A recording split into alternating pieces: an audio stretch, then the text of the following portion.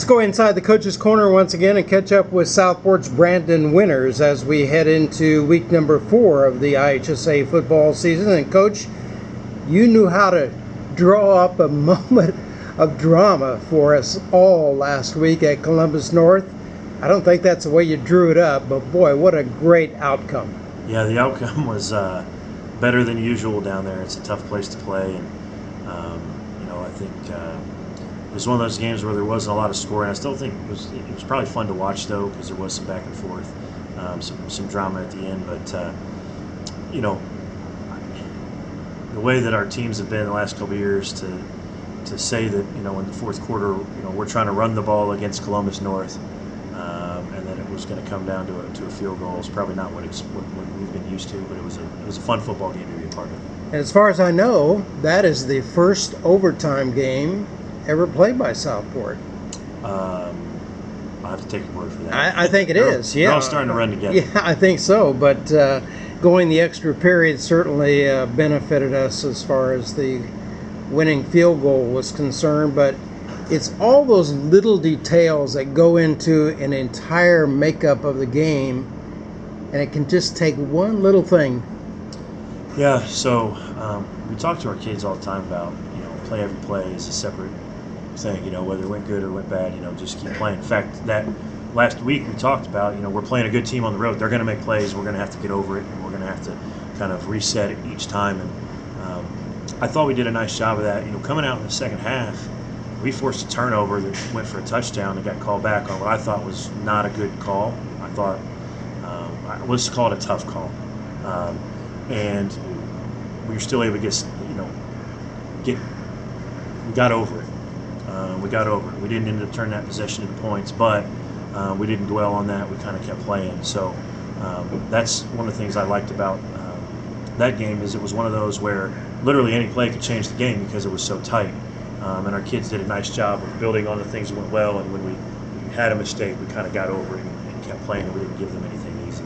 And I know, as defensive-minded as you always are, I don't know how many times we mentioned this last night in the broadcast, but it was all about defense. Boy, just team defense. Yeah, team defense is a good thing. The thing we did the best was we pursued the football, and so that will fix a lot of problems. To ask 11 people, especially kids, to be perfect on every play is asking a lot, but I don't think it's unreasonable to ask them to try hard. And that's really what pursuit is. Whether you got off the block, whether you missed your assignment, at the end of the day, you can run hard to the football. And so there were a couple plays where, maybe in years past, in groups past, guys would have scored it through for big plays, and we were able to keep them bottled up. And that was a big key to us getting stops. This has been a busy week on the Southport High School campus with homecoming activities and a parade on Friday, and a lot goes into the makeup of this week, but we still have a game to play. We do. I think preparation's been about as good as it can for a distraction-filled week. And the distractions for something like this are not really anything the kids have done to themselves.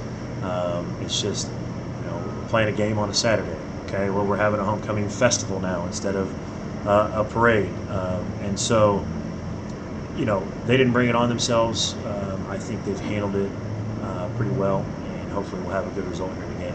First time meeting with Gibson Southern, and they're putting up some pretty good numbers in Class 3A, and in this particular situation, 3A, 6A, doesn't matter. It really doesn't. The roster sizes are the same. In fact, they may have a few more than us. They're really well coached. They've got some talented players.